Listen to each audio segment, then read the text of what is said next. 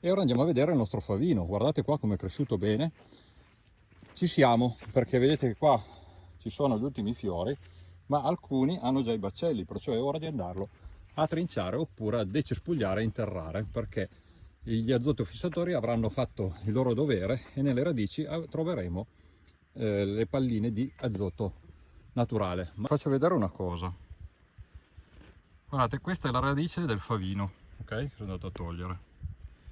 Vedete che praticamente qua avete questi piccoli contenitori e qua praticamente troviamo l'azoto delle nostre piante.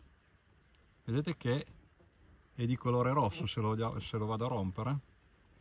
Questo qua è tutta sostanza nutritiva per le nostre olive mentre la parte sopra verrà utilizzata per andare a portare sostanza organica al nostro terreno, arricchendolo sempre di più.